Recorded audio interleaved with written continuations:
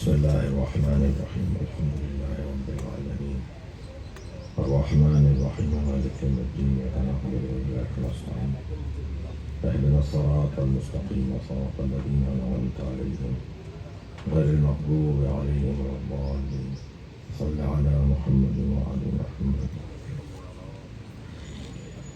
أعوذ بالله من الشيطان الرجيم بسم الله الرحمن الرحيم الحمد لله الذي لا يبلغ مدحته القائلون ولا يحصي نقماءه العادون ولا يعدي حقه المجتهدون الذي ليس لصفته حد محدود ولا نعت موجود ولا وقت معدود ولا أجل ممدود فطر الخلائق بقدرته ونشر الرياح برحمته الصلاة والسلام على الرسول المسدد المصطفى العمجد المحمود الأحمد سيدنا ومولانا ومولى الكونين جد الحسن والحسين معاني أبو القاسم محمد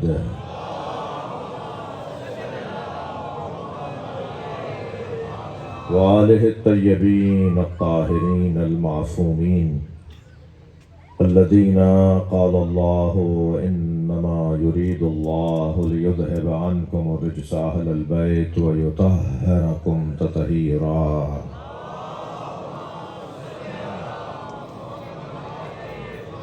ولعنة الله على أعدائهم أجمعين من يوم عداوتهم إلى قيام يوم الدين. أما بعد قال الحكيم في قرآن الكريم بسم الله الرحمن الرحيم إن الله يحب الذين يقاتلون في سبيله صفا كأنهم بنيان مرصوص كأنهم بنيان مرصوص. صلوات.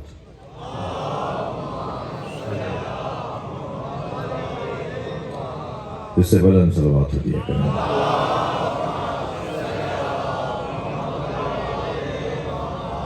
اس سے بھی بلند ممکن ہے تو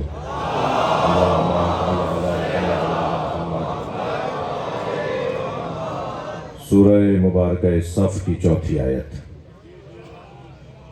ان اللہ یحب الذین یقاتلون فی سبیلہ صفا کأنہم بنیان مرصوص. اللہ ان لوگوں سے محبت کرتا ہے جو اس کی راہ میں سیسا پلائی ہوئی دیوار کی طرح کھڑے ہو جاتے ہیں. بھاگنے والوں سے اللہ پیار نہیں کرتا.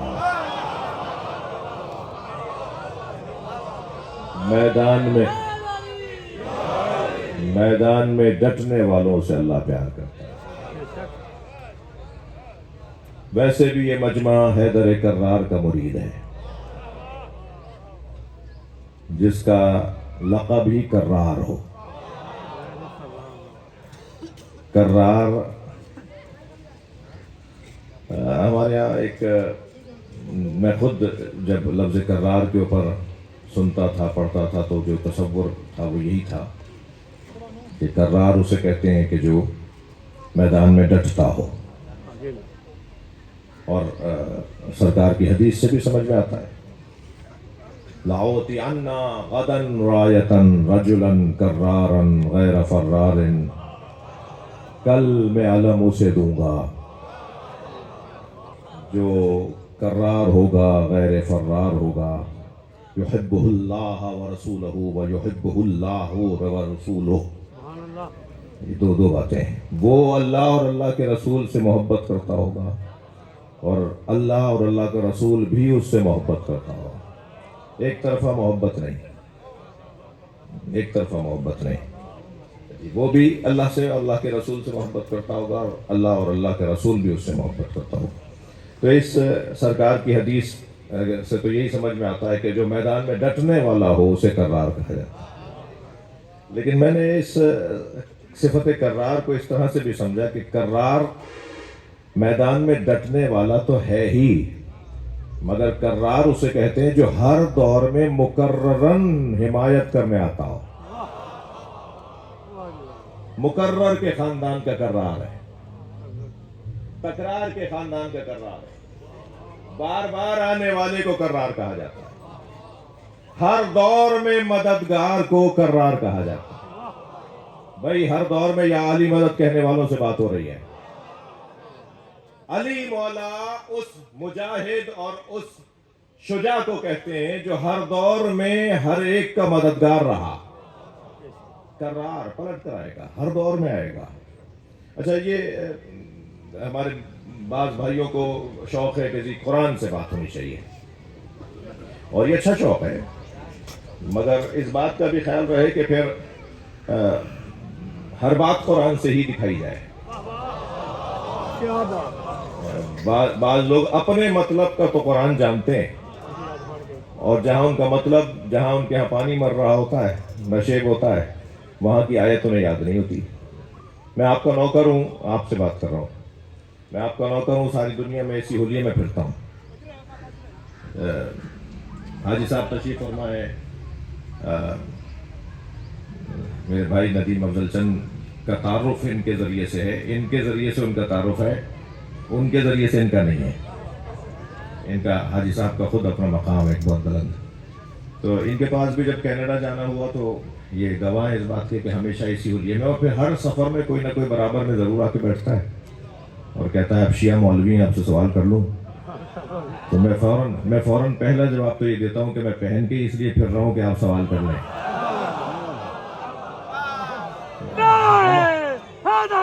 ہمارے بارے میں خود سے فیصلہ ہوتا ہے، مگر ہم سے نہیں پوچھتا. بھائی کالے کپڑے تو میں پہنتا ہوں نا، تو کالے کپڑے کیوں پہنتا ہوں اس کی دلیل تو میں دوں گا. جو کالے کپڑے پہنتے نہیں وہ کیا دلیل دیں گے؟ ہاتھ کھول کے نماز میں پڑھتا ہوں، سجدہ رکھ کے میں نماز پڑھتا ہوں، تو میں ہی دلیل دوں گا کہ میں یہ کیوں کر رہا ہوں. جو وہ کام انجام نہیں دے رہا وہ کیسے دلیل دے گا؟ اس کے تو کام نہیں ہے نا، اس کا موضوع نہیں ہے. تو ایسے ہی میں جو ہے وہ رہی ہمارے ڈیرہ غازی خان سے فلائٹ تھی کراچی کی، تو مجھے معلوم ہوا کہ وہ ایٹیار چھوٹا جہاز تھا. معلوم ہوا فلاں مفتی صاحب بھی جہاز میں تشریف فرمائے. اسرائیل کے علاقے کے ایک بڑے مفتی صاحب ہیں، میں ضرورت نہیں ہے نام ان کے لیے اور میرے لیے آزمائش نہ ہو جائے. تو معلوم ہوا جی وہ آگے والی ایک سیٹ کے اوپر تشریف فرمائے. ہم نے کہا بھائی ایسا ممکن ہے کہ اگر سیٹ میری سیٹ پہ کوئی اور آ جائے میں ان کے پاس چلا جاؤں؟ یہ کچھ دیر کا سفر ہے، کچھ باتیں ہو جائیں گی. ابھی بھی میں رانا صاحب ہم آ رہے تھے تو نماز ہم نے کیونکہ لاہور میں وہاں نہیں پڑھی تھی، ننکانہ میں، تو رستے میں ہمیں نماز کا ٹائم ہوا تو میں نے کہا جی کسی سنی مسجد پہ روکو. یہ مسجدیں سنی اور شیعوں کی نہیں ہیں. یہ مینجمنٹ سنی اور شیعہ ہو سکتی ہے، مگر مسجد تو اللہ کا گھر ہے نا. اب یہ کتنی عجیب بات ہے کہ یہ بریلویوں کی مسجد، وہ دیوبندیوں کی مسجد، وہ سلفیوں کی مسجد، وہ اہل حدیث کی مسجد، وہ شیعوں کی مسجد، اللہ کی کون سی ہے؟ اچھا حال کچھ آپ کا بھی رضی اللہ تعالیٰ عنہ نہیں ہے. وہ چغتائیوں کا امام بارگاہ، وہ بخاریوں کا امام بارگاہ، وہ کاظمیوں کا امام بارگاہ، حسین کا کون سا ہے؟ امام بارگاہوں میں حسین نہیں مل رہے اور مسجدوں میں اللہ نہیں مل رہا. کیا ہم نے خواہ مخواہ کی تقسیم کی ہوئی ہے، فضول کی تقسیم کی ہوئی ہے، اور خواہ مخواہ کا ڈر اپنے اوپر طاری کیا ہے.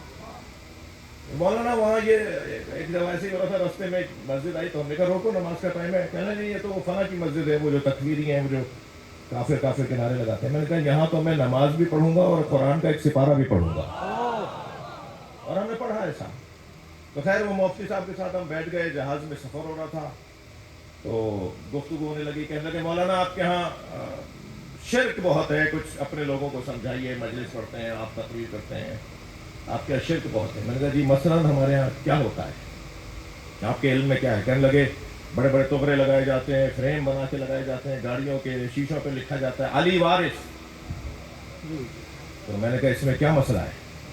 کہنا ہے وَلِلَّهِ مِيرَاثُ السَّمَاوَاتِ وَالْأَرْضِ. آپ نے قرآن نہیں پڑھا؟ قرآن میں تو لکھا ہوا ہے کہ اللہ ہی کے لیے آسمانوں اور زمین کی میراث ہے. میں نے کہا آپ نے قرآن پڑھا ہے؟ کہنے لگے میں حافظ قرآن ہوں. میں نے کہا سورہ مبارکہ الانبیاء کی 105ویں آیت سنائیے. آپ یقین جانیے وہ حافظ تھے، انہوں نے سنا دی. اور آیت یہ تھی کہ وَلَقَدْ كَتَبْنَا فِي الزُّبُورِ مِن بَعْدِ الذِّكْرِ أَنَّ الْأَرْضَ يَرِثُهَا عِبَادِيَ الصَّالِحُونَ، ہم نے تورات، زبور، انجیل، قرآن میں لکھ دیا ہے ہماری زمین کے وارث نیک اور صالح بندے ہیں۔ میں نے کہا مفتی صاحب آپ سے ایک علی وارث سمجھ میں نہیں آ رہا تھا، ہم 14 کو وارث مانتے ہیں۔ قرآن کہہ رہا ہے ایک سے زیادہ زمین کے وارث اللہ نے بنائے۔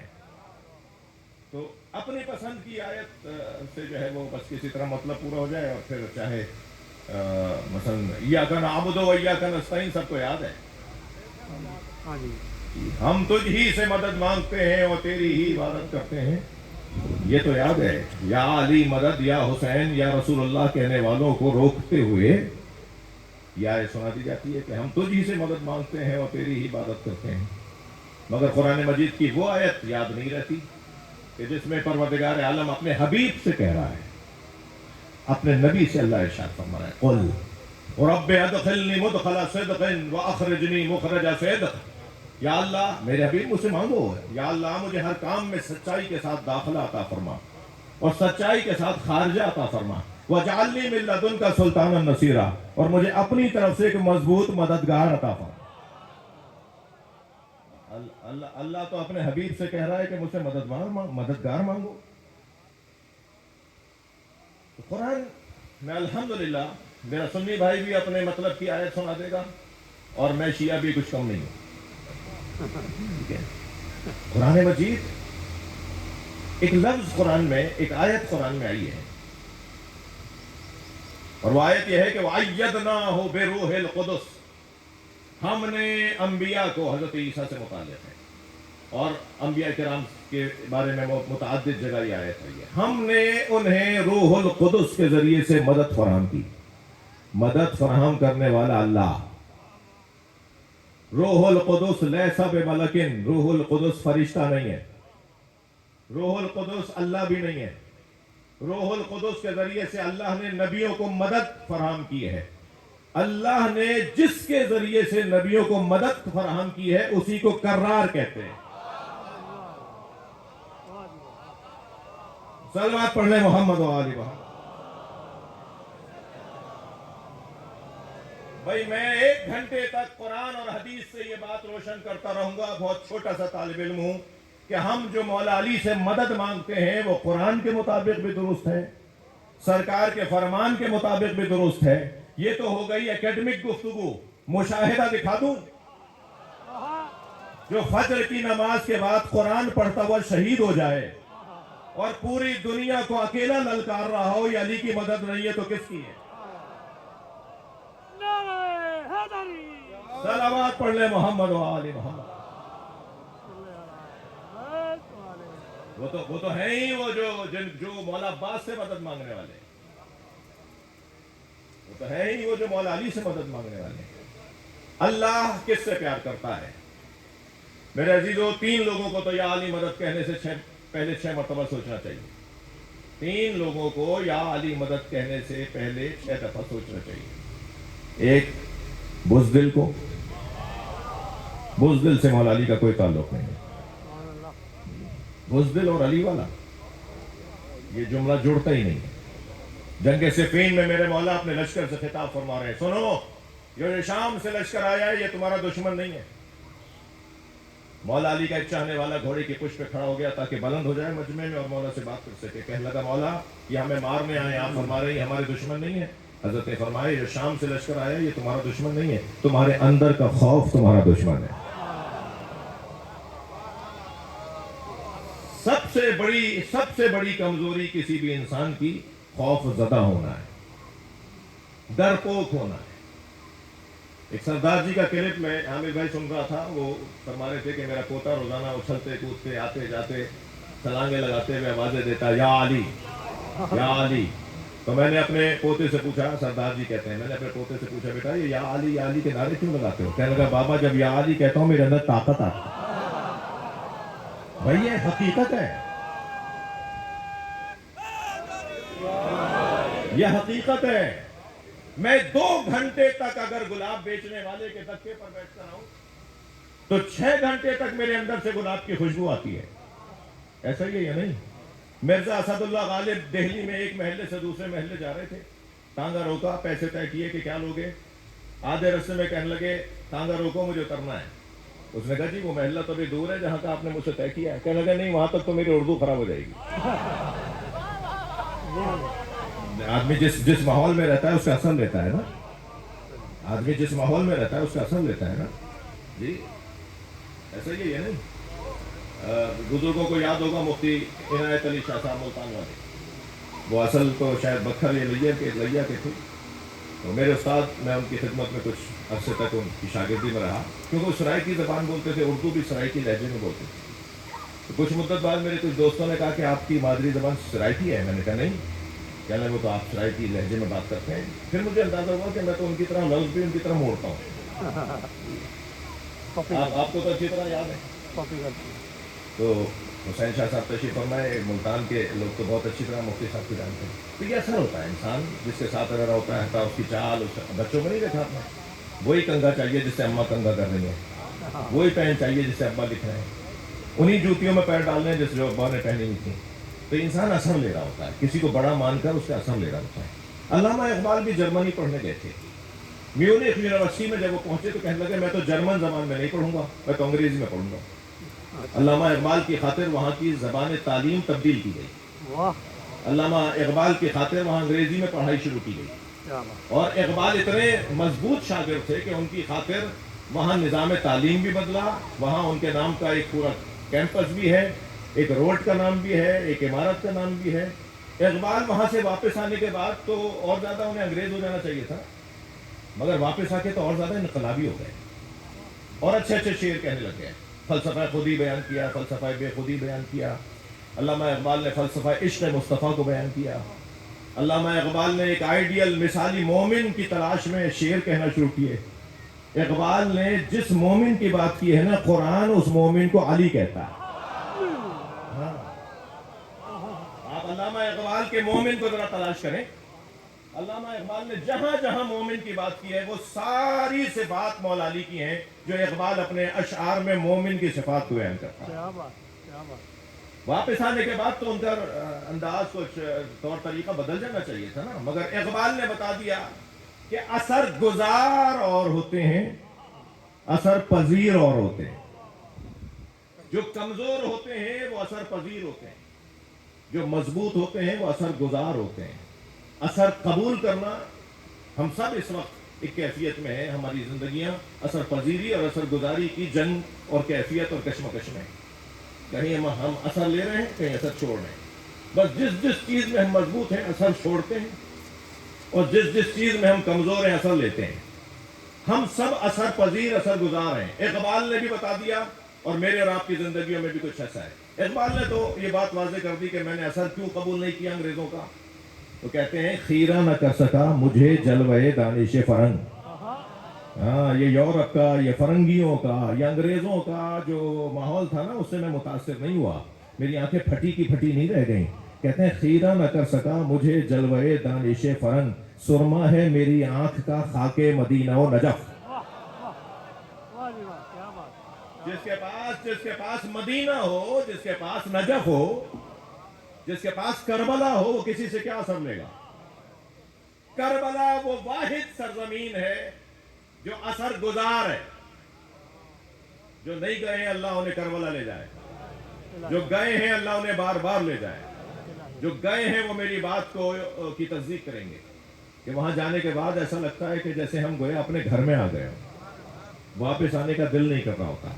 زمین پر معراج کسی کیفیت ہوتی ہے، جیسے ہم معراج پر آئے گئے ہوں۔ اب جو 2 گھنٹے تک گلاب بیچنے والے کے دکے بیٹھے، دکان پر بیٹھے، ٹھیے پر بیٹھے، تو 4 گھنٹے تک اس کے اندر سے گلاب کی خوشبو آ رہی ہو، یہ کیسے ممکن ہے؟ کوئی 70 سال سے، کوئی 80 سال سے، کوئی 90 سال سے حسین حسین بول رہا ہے، اور اس کی زندگی میں حسینیت نہ ہو، اس کے کردار میں شجاعت نہ ہو۔ شیعہ اہل بیت کا چاہنے والا، محب علی، بزدل نہیں ہوتا۔ بزدل ہمارے یہاں کی لغت میں نہیں ہے، بزدلی سے ہمارا کوئی تعلق نہیں۔ دوسرا کمزور انسان، اس کا کوئی تعلق مولا علی سے نہیں ہے، وہ ہے کنجوس۔ کنجوس کا علی سے کوئی تعلق۔ बटन टूटे हुए हैं, पायचे फटे हुए हैं, कॉलर उधड़े हुए हैं, चप्पल दो तरह की पहनी है, कौन सा में ये कि नारंग मंडी के मार्केट के अंदर इनकी 6 दुकानें हैं। जो अपने ऊपर पैसा नहीं लगाता वो इमाम बारगाह पे क्या लगाएगा, वो मस्जिद पे क्या लगाएगा, वो किसी कौम के लिए, किसी गरीब के लिए, किसी मिस्कीन के लिए खर्चा क्यों करेगा। मौलाना खुम्स दे दिया तो बचेगा क्या, वो खुम्स है ही बचे हुए के ऊपर। और वो कह रहा है कि अगर मैंने 1 लाख रुपए बचत हो गई थी, सारा खा कमा लिया, खूब अच्छी जिंदगी गुजार के 1 लाख बच गया था, इस पर मैंने खुम्स दे दिया तो बचेगा क्या। अरे भाई खुम्स तो 5वां हिस्सा है, तो चलो तुम 5वां तुम रख लो, बाकी तुम दे दो। मौलाना वो मौलवी हजरात के ऊपर, भाई तुम मौलवी हजरात को खुम्स दे क्यों रहे हो, तुम अपने खुम्स से क्यों खुद क्यों नहीं इस्तेमाल करते, अपने इलाके के मसाइल के ऊपर क्यों नहीं तवज्जो देते। अगर किसी पर एतबार नहीं है तो ये अच्छा वो खुम्स खा जाते हैं, तो तुम जो नहीं दे के खा रहे हो, जो खुम्स नहीं दे रहा वो भी तो खा रहा है, तो ये बहाने नहीं चलेंगे। अल्लाह के यहाँ अजीजान गिरामी तोला नहीं जाता। तो जो है सलवात पढ़ ले मोहम्मद वाले मोहम्मद, इससे बुलंद सलवात पढ़ लें। सबील की जरूरत भी है और एक और सबील भी जारी है इस वक्त, तो इससे बुलंद सलवात नबी की रात है, और भी बुलंद पढ़ी जा सकती है।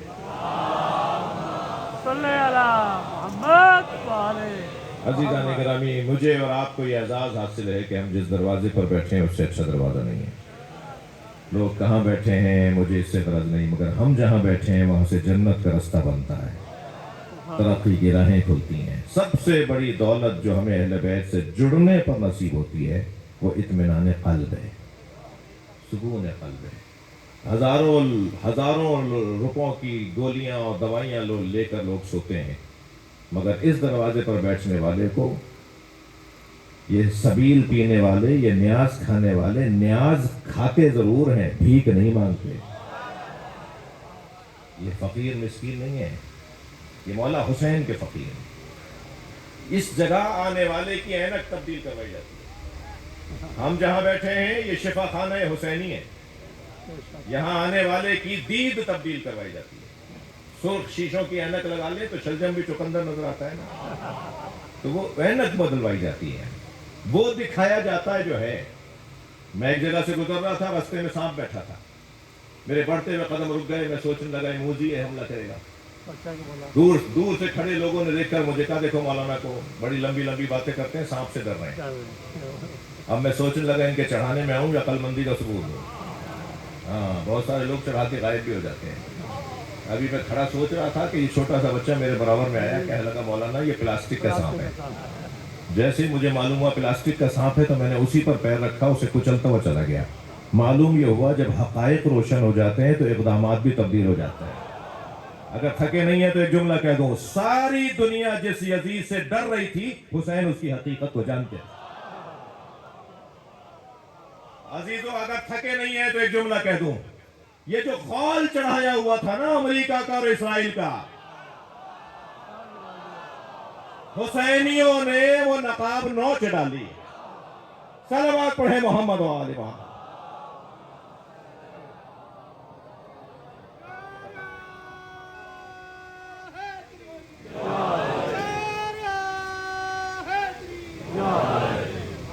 चमन गली गली, नगर नगर गली गली, जवाब दीजिए। नारे हैदरी, बुलंद सलवात।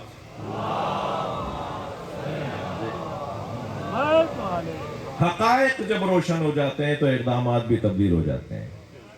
और इस मजलिस का और इस जिक्र का एक नतीजा ये है कि इस जगह हकायक रोशन किए जाते हैं।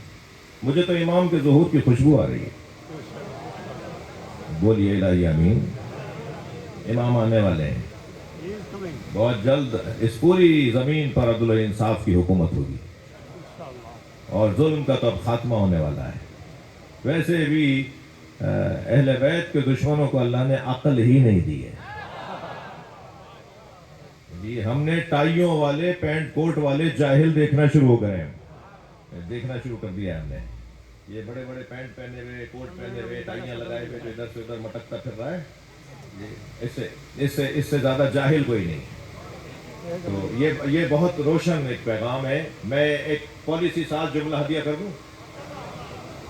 شیعہ قوم کے غیر ذمہ داروں میں سے نہیں ہوں. میرے پاس کوئی ذمہ داری ویسی رسمی نہیں ہے مگر غیر ذمہ دار بھی نہیں ہوں. تو ایک جملہ کہہ رہا ہوں. اب پوری دنیا میں وہ جیے گا جو جینے دے گا. بھائی یہ چائنا اور رشیا بھی مسلمان نہیں ہے. ہمیں ہر غیر مسلم سے کوئی مسئلہ ہی نہیں ہے. غیر مسلم سے مسئلہ نہیں ہے. ہمیں کافر حربی سے مسئلہ ہے. کافر غیر حربی سے ہمیں کوئی مسئلہ ہی نہیں ہے. کافر ذمی سے ہمیں کوئی مسئلہ ہی نہیں ہے. اب جیو اور جینے دو. لیکن اگر تم کسی کو جینے کا حق کسی سے چھینو گے تو اس کا بھی اتنا ہی حق ہے کہ تم سے تمہاری زندگی کو چھینے. اور جان لو تم نے غلط جگہ پر قدم رکھا ہے. جملہ کہنے جا رہا ہوں, اللہ کرے میرا مجمع میرے ساتھ رہے. تم نے غلط جگہ ہاتھ رکھا ہے. تم نے غلط میدان میں قدم رکھا ہے. یہ حیدر کرار کے ماننے والے ہیں. یہ تمہیں خیبر یاد کروائیں گے. ہونے جا رہا ہے, ایسا ہونے جا رہا ہے. کیا کہہ رہا ہے اللہ, کیا اعلان ہو رہا ہے؟ ان اللہ یحب الذین یقاتلون فی سبیلہ صفا کانہم بنیان مرصوص. توجہ ہے. مجھے نہیں معلوم کہ جب یہ پہلگام کے سانحے پہ پاکستان کی پاک فوج نے جواباً جو نام قرار دیا, نام طے کیا کہ جواب کا نام کیا ہے, حملے کا جواب جو ہے اسے بنیان مرصوص قرار دیا. ہماری طرف سے جو جواب گیا اس کا نام تھا بنیان مرصوص. مجھے نہیں معلوم کہ حافظ صاحب کو کس نے مشورہ دیا تھا. یقیناً قرآن کی آیت تو انہوں نے پڑھ لی ہوگی اور مشورہ دینے والا بھی کوئی سمجھدار تھا, اس لیے کہ بنیان مرصوص مولا علی کا لقب ہے.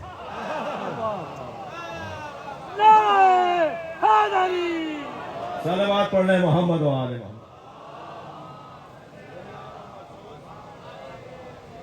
بنیان مرصوص قرآن میں مولا علی کا ایک نام ہے. سبحان اللہ. سیسا پلائی ہوئی دیوار, جو تنہا بھی ہو تو لشکر ہو. میرے مولا جب میدان میں اتر رہے ہیں, میں جنگ احد سناؤں. میں ذاکرین سے ہاتھ جوڑ کر گزارش کروں گا, یہ سال وہ سال ہے. اس سال جب محرم میں آپ مجلس سے پڑھیں تو اس سال میں شجاعت کے قصے سنائیں, بہادری کے قصے سنائیں. بہت مدت کے بعد میں بانیان مجلس بھی تشریف فرما ہے اور امام بارگاہوں کے متولیان بھی تشریف فرما ہے اور سالانہ مجالس کے بانی بھی تشریف فرما ہے. کہا جاتا تھا کہ اب تک احد پڑھیں گے, کب تک خندق پڑھیں گے, کب تک خیبر پڑھیں گے. میں ان دوستوں سے کہہ رہا ہوں کہ اب ہمیں خندق اور خیبر ہی پڑھنا ہے. اس سال عشروں کا مضمون, اس سال مجالس کا عنوان خیبر اور خندق ہونا چاہیے. اور خیبر کا خندق, احد پڑھیں گے, بدر پڑھیں گے, احد پڑھیں گے, خیبر پڑھیں گے, خندق پڑھیں گے, بنی قریظہ پڑھیں گے, بنی مصطلق پڑھیں گے. یہ جتنی بھی اسلام کی تاریخ کے اندر سنہرے ابواب ہیں وہ پڑھیں گے. تو وہاں رکنے والوں کا ذکر بھی ہوگا, جانے والوں کا ذکر بھی ہوگا. اور جانے والوں کا ذکر اس لیے ہوگا کہ کون سی چیز تھی, کیا مسئلہ تھا جس کی وجہ سے نبی کے ہوتے ہوئے میدان چھوڑ جاؤ. وہ کمزوری کیا تھی؟ صلوات پڑھے محمد و آل محمد. اور وہ کسی کی تکلیف اور کسی کی دل آزاری کے لیے نہیں ہے. جب جنگ احد پڑھی جائے گی تو جنگ احد سے جانے والا کیوں گیا, وہ اس لیے بتایا جائے کہ خدا نخواستہ یہ بیماری ہم میں نہ آ جائے. کسی کی توہین کرنے کے لیے نہیں. وہ کمزوری کیا تھی, وہ سبب کیا تھا کہ کوئی میدان چھوڑ کے چلا جاتا ہے. ایک سبب بتا دوں. جب انسان نے اپنے ایمان پر اپنی دنیا کو ترجیح دی, وہ میدان چھوڑ گیا. بھائی کہاں جنگ احد اور خندق اور خیبر میں آپ کو لے گیا. آج لوگ ایک چائے کی پیالی پر اپنا ایمان بیچ رہے ہیں. وہ نہیں رہا ہمارے سامنے. یہ کوئی خفا نہیں ہو بھائی, کوئی خفا نہیں ہو. میں ایک جملہ کہنے جا رہا ہوں. ابھی مشی کے دور میں, ابھی چہلم کے دور میں افسران کے ساتھ چائے کی پیالیوں پر ایمان نہیں بیچا جا رہا تھا. ہم مشی نہیں نکالیں گے, ہم جلوس نہیں نکالیں گے. کیوں کر رہے ہو ایسا؟ نہیں نکالو, گھر میں بیٹھ جاؤ. مگر پوری قوم کو کمزور کیوں کر رہے ہو؟ یہ مشی جو چہلم کے دن ہمارے ہاں نکالی جاتی ہے، یہ مشی پاکستان میں تشیع کے تعارف کا سبب بنا. کیا کر رہے ہو؟ نہیں کرنا چاہتے؟ تمہارے اندر ہمت نہیں ہے؟ تم دباؤ میں آ گئے ہو؟ فورتھ شیڈول میں ڈال دیے جاؤ گے؟ میں تو پریشان ہوں اس بات کے اوپر کہ یہ ایف آئی آر کون سا سیگا جس سے تم ڈرتے ہو؟ اگر مولا علی کی فضیلت پڑھنے پر، اگر مولا علی کے دشمن پر تبرہ کرنے پر ایف آئی آر کٹے تو اس ایف آئی آر کو ہار بنا کے گلے میں ڈالو، رجسٹرڈ مولائی ہو گئے ہو. ڈرنا کس بات کا ہے؟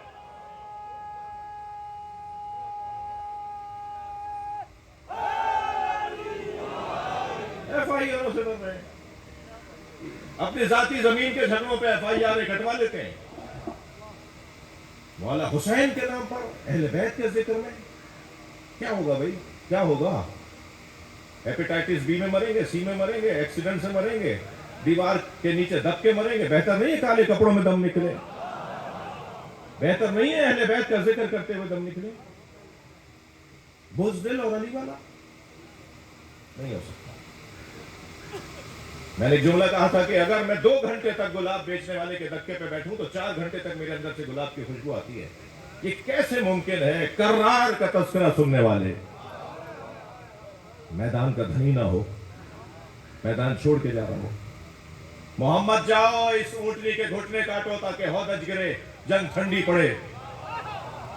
اور میرے لال، اے میرے لال، قید قدمائک تدول الجبال ولا تدل، اپنے پیروں کو زمین میں ایسے گاڑنا کہ پہاڑ ہٹیں تم نہ ہٹو. میدان میں ڈٹنے اور جمنے والے کو علی اپنی اولاد کہتا ہے. اے محمد حنفیہ، ایسے پیروں کو زمین میں گاڑنا. مومن سوکھے پتوں کی طرح نہیں ہوتا کہ ہوا چلی تو وہاں جا پڑا، وہاں سے رخ بدلا ہوا نے تو یہاں پڑا. روزانہ در بدلنے والا، روزانہ گھر بدلنے والا، روزانہ عقیدہ بدلنے والا مومن نہیں ہوتا. مومن جبل راسخ کی طرح ہوتا ہے، جمے ہوئے گڑے ہوئے پہاڑ کی طرح ہوتا ہے، اسے کوئی نہیں ہٹا سکتا. مومن کو ایسا ہونا چاہیے، مومن کو ایسا ہی ہونا چاہیے. جاؤ جا کر اونٹنی کے گھٹنے کاٹو، ہودج گرے، جنگ ٹھنڈی پڑے. لوگوں کا قتل ہو رہا ہے، لوگوں کا خون بہ رہا ہے. ایسا کیوں کیا تھا مولا نے؟ کسی نے مولا علی سے پوچھا، مولا جب آپ میدان میں جاتے ہیں تو پہلے کسے مارتے ہیں؟ سواروں کو، پیادہ کو، لوہا پہنے ہوئے لوگوں کو، جس کے ہاتھ میں تلوار ہوتی ہے اسے آپ پہلے کسے مارتے ہیں؟ آپ کے مطمع نظر پہلے کون ہوتا ہے آپ کا دشمن؟ دشمن تو سارے ہیں جو آپ سے لڑنے ہیں، آپ پہلے کسے مارتے ہیں؟ سبحان اللہ. علی کا تو کلام بھی علی ہے. جملہ میں ہدیہ کر رہا ہوں. مولا نے کیا جواب دیا؟ مولا نے فرمایا میں سرداروں کو مارتا ہوں، مزدوروں کو نہیں مارتا. کیا حسن ہے! سرداروں کو مارو، مزدور تو خود ہی چلے جائیں گے، خون کم سے کم گرے گا. پھر جب کسی نے پوچھا مولا جب آپ میدان میں جاتے ہیں تو میدان میں جنگ بڑی گھمسان کی ہو رہی ہو اور ہمیں آپ سے کوئی غرض ہو، آپ سے کوئی جو ہے ملاقات ضروری ہو، تو ہم آپ کو کہاں ڈھونڈیں؟ تو حضرت نے فرمایا کہ جب میں میدان میں جاتا ہوں تو میں وہیں رکا رہتا ہوں جہاں گھوڑے سے اترتا ہوں. میں نہ بھاگنے والے کے پیچھے جاتا ہوں اور نہ کوئی ہے جو میرے پیچھے آ کر مجھے مارے. میں ایک ہی جگہ کھڑا ہو کے لڑتا ہوں. طریقے بتا رہے مولا. قید قدمائک تدول الجبال ولا تدل، اپنے پیروں کو زمین میں سے گاڑ لینا کہ پہاڑ ہٹیں مگر تم نہ ہٹنے پاؤ. اور پھر دوسرا اصول، بہادروں سے بات ہو رہی ہے، شجاعوں سے بات ہو رہی ہے.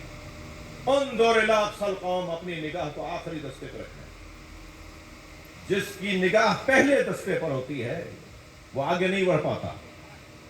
فورسز کے لوگ بیٹھے ہوئے ہیں، حفاظتی اداروں کے لوگ بیٹھے ہیں، اصول دے رہے ہیں مولا علی. جس کی نگاہ آخری دستے پر ہوتی ہے وہ آگے کے دستوں کو کاٹتا ہوا وہاں چلا جاتا ہے، اور جس کی نگاہ پہلے ہی دستے پر ہوتی ہے وہ آگے ہی نہیں بڑھ پاتا، پہلے دستے سے آگے نہیں بڑھ پاتا. اپنا ہدف تو اونچا رکھو، اپنا مقصد تو اونچا رکھو، اپنا معیار تو اونچا کرو. علامہ ہلی نے اپنے بیٹے سے پوچھا بیٹا کیا بننا چاہتے ہو؟ انہوں نے کہا بابا آپ جیسا. کہا کچھ بھی نہیں بنو گے. میں نے سوچا تھا سلمان فارسی بنوں گا تو ہلی بناؤں.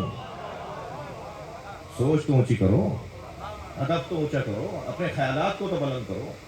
چھوٹی چھوٹی آرزویں رکھنے والے کبھی بھی آگے نہیں بڑھ پاتے. حبیب یونیورسٹی کے اندر سال میں 2-4 دفعہ سیمیناروں میں جانا ہوتا ہے. کراچی میں جو حبیب یونیورسٹی ہے, ابھی گروپ کی جو یونیورسٹی ہے, تو میں جب پہلی دفعہ گیا تو ان کا جو لوگو ہے, سلوگن ہے, ان کا جو نعرہ ہے, ان کا جو اعلان ہے یونیورسٹی کا, 1 پوائنٹ ایجنڈا ہے, وہ سنا دوں.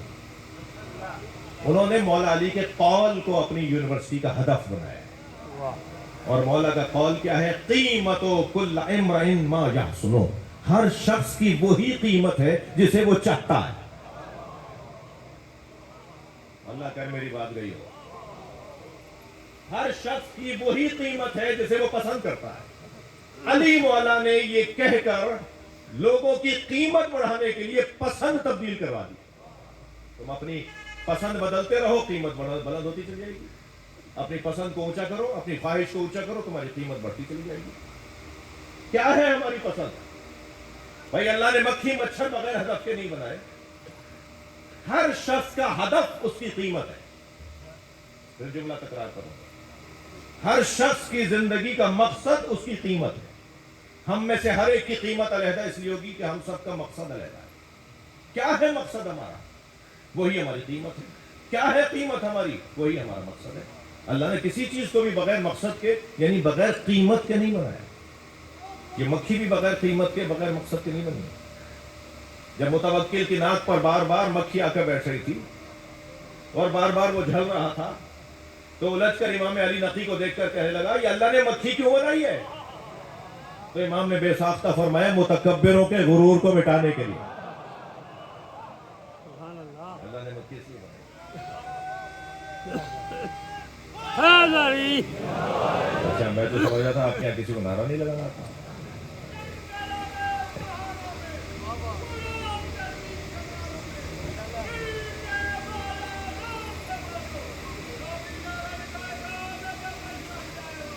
واہ.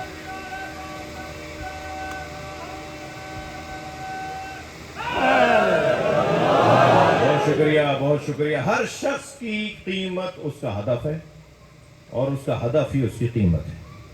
جب اللہ نے مچھر بغیر قیمت کے, مکھی بغیر قیمت کے نہیں بنائی, بغیر مقصد کے نہیں بنائی, تو مجھے اور آپ کو کیسے بنایا ہوگا؟ ہم بغیر مقصد کے نہیں بنے. تھک تو نہیں رہے میری بات پر؟ ہم بغیر مقصد کے نہیں بنے. ہمارا مقصد کیا ہے؟ ہماری قیمت کیا ہے؟ اب قیمت ہماری کون لگائے گا بھائی؟ قیمت ہماری وہی لگائے گا جس نے خود اپنی اچھی قیمت لگوائی ہو. تجارت کا نظام ہے, تجارت کا قانون ہے. مارکیٹ کے ریٹ وہی طے کرتا ہے جو مارکیٹ میں بڑا کاروباری ہوتا ہے, بڑا تاجر ہوتا ہے, وہی طے کرتا ہے مارکیٹ کے معاملات کو. اس کائنات میں سب سے اچھی قیمت لگوانے والے کو علی کہتے ہیں, جنہوں نے بستر رسول پہ سو کر اپنے وجود کی قیمت لگائی ہے اور اپنے آپ کو بیچا ہے اللہ کی مرضیوں کے بدلے میں. وَمِنَ النَّاسِ مَن يَشْرِي نَفْسَهُ ابْتِغَاءَ مَرْضَاتِ اللَّهِ وَاللَّهُ رَءُوفٌ بِالْعِبَادِ. مولا نے اپنے آپ کو اللہ کی مرضیوں کے بدلے میں بیچا ہے. تو سب سے اچھی قیمت مولا علی نے لگائی. مولا ہی سے پوچھتے ہیں, مولا ہماری کیا قیمت ہے؟ تو مولا نے نہج البلاغہ میں پورا خطبہ دے ڈالا. حضرت فرمایا, لا تبیعوها الا الجنہ, اپنے آپ کو جنت سے کم مت بیچنا. علی مولا نے ہماری قیمت لگائی ہے کم سے کم جنت. دوبارہ تکرار کر رہا ہوں, ہماری کم سے کم قیمت جنت ہے. آپ ٹھیلے پہ گئے ٹماٹر والے سے خریدنے کے لیے, کتنے کا ہے بھائی؟ 100 روپے کلو. بھائی 80 روپے کا دے دو. کا نہیں, 90 کلو میری خرید ہے, میں اس سے کم تو بیچ نہیں سکتا, 10 روپے تو کلو پہ بچانے دو. تو وہ 1 روپیہ 91 92 میں کہے گا, بھائی اس سے کم میرے پر کو فائدہ نہیں ہوگا, اس سے کم پہ میں بیچ ہی نہیں سکتا. کم سے کم قیمت علی مولا نے ہماری جنت لگائی ہے, زیادہ سے زیادہ نہیں. لہذا سورہ مبارکہ زمر میں ایک حسین آیت ہے, وَسِيقَ الَّذِينَ اتَّقَوْا رَبَّهُمْ إِلَى الْجَنَّةِ زُمَرًا. جنت میں فرشتے متقیوں کو دھکا دے دے کے لے جا رہے ہوں گے اور وہ جانے کو تیار نہیں ہوں گے. تو کچھ لوگ ہوں گے جو جنت میں جانا چاہتے ہوں گے. بھائی فرشتے جنت میں دھکا دے کے لے جا رہے ہوں گے, قرآن ہے یہ. وَسِيقَ الَّذِينَ اتَّقَوْا رَبَّهُمْ إِلَى الْجَنَّةِ زُمَرًا. صاحبان تقویٰ کو فرشتے دھکا دے کے جنت میں لے جا رہے ہوں گے. لوگ پوچھیں گے کون ہے جو جنت میں لے جا رہے ہیں؟ ہمیں تو لے جا نہیں رہے ہو, ہم جانا چاہتے ہیں, ہمیں لے جا نہیں رہے ہو, جنہیں لے جا رہے ہو وہ جانا نہیں چاہتے. یہ ہے کون؟ کم سے کم یہ بات یہاں روشن ہو رہی ہے کہ وہ جو جنت میں نہیں جانا چاہ رہے انہوں نے یہ اعلان کر دیا اپنے عمل سے کہ یہ کم قیمت لگی ہے. یہی ہوتا ہے نا بھائی، نہیں بیچوں گا اس سے کم، بھائی جنت میں نہیں جاؤں گا، مجھے تو اس سے زیادہ چاہیے. اور مولا نے فیصلہ کر دیا کہ جنت سے کم اپنا سودا نہ کرنا. اب اگر محشر میں کچھ لوگ جنت میں ہی نہیں جا رہے ہوں گے تو اس کا مطلب یہ ہے کہ وہ یہ اعلان کر رہے ہوں گے یہ قیمت ہماری کم لگی ہے. تو پوچھا جائے گا کون ہے یہ جو جنت میں نہیں جا رہے؟ اب آ جائے گا ہم حداث الحسین، یہ دنیا میں حسین حسین بولنے والے. یہ کہہ رہے ہیں ہمیں جنت سے پہلے حسین کا دیدار چاہیے.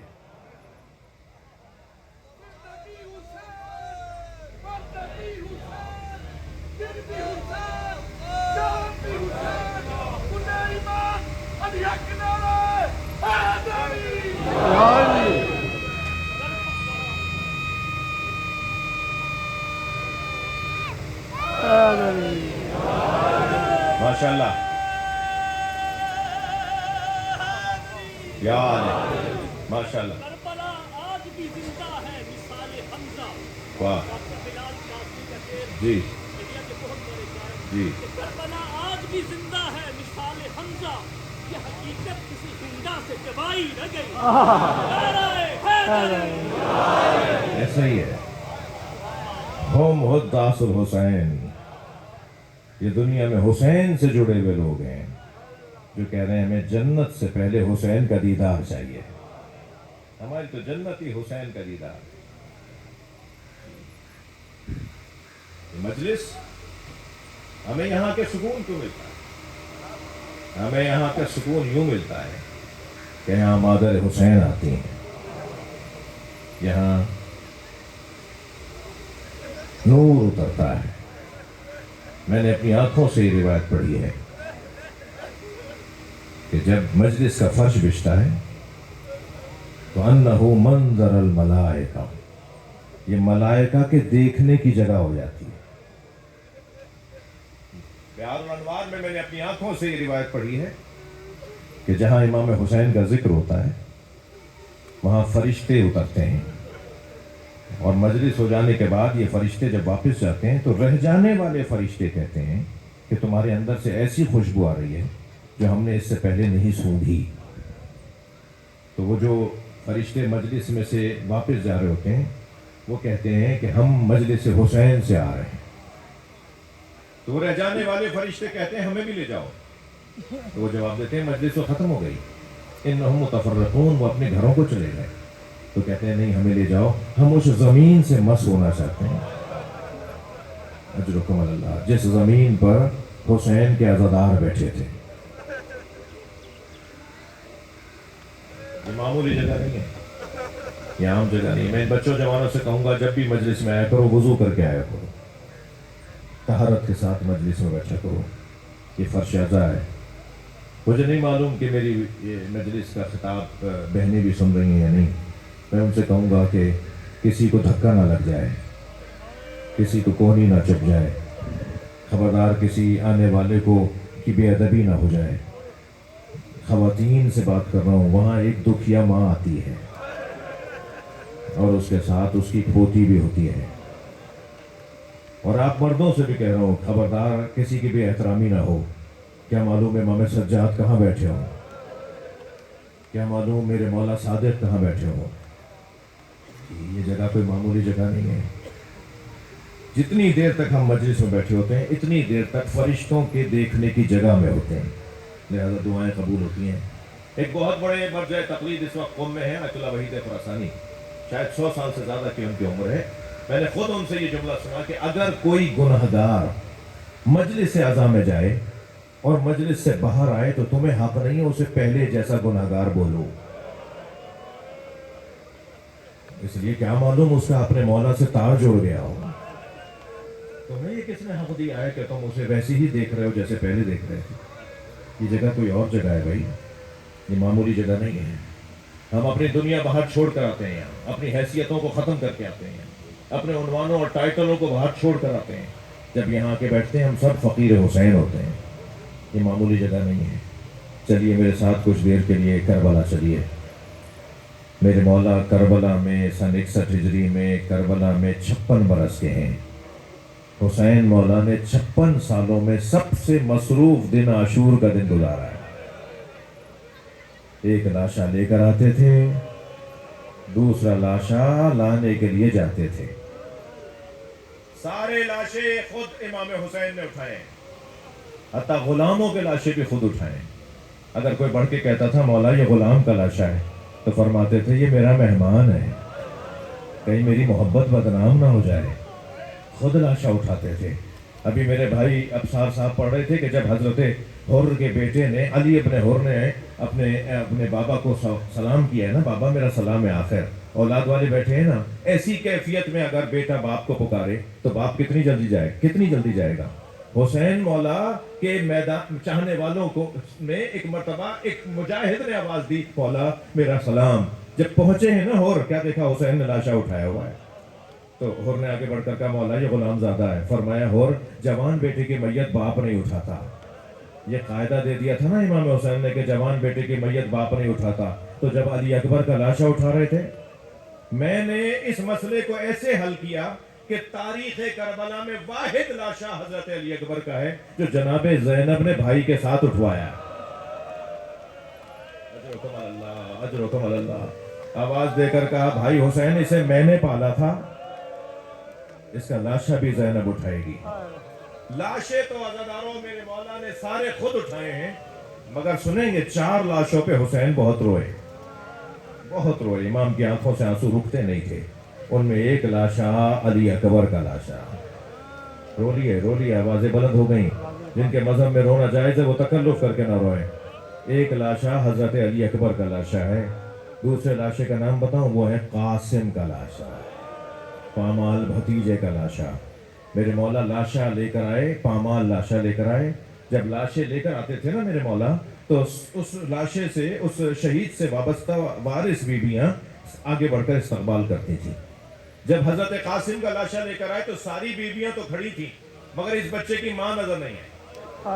تو امام حسین نے جناب زینب کو آواز دے کر کہا بہن بھابھی ام فروا نظر نہیں آ رہی۔ تو بی بی سے کسی نے آواز دے کر کہا بی بی پشت خیمہ پر سجدے کی حالت میں ہے۔ جب جا کر جناب زینب نے دیکھا تو کیا دیکھا، جناب ام فروا سجدے میں ہے اور شکراً شکرا حقاً حقا، یا اللہ تو نے میری قربانی قبول کر لی، اللہ کا سجدہ ادا کر رہی تھی۔ جیسے ہی سجدہ مکمل ہوا جناب زینب کی آواز آئی بھابھی آپ کو حسین بلا رہے ہیں۔ آئیں وہاں جہاں لاشا رکھا تھا، پامال لاشا دیکھا،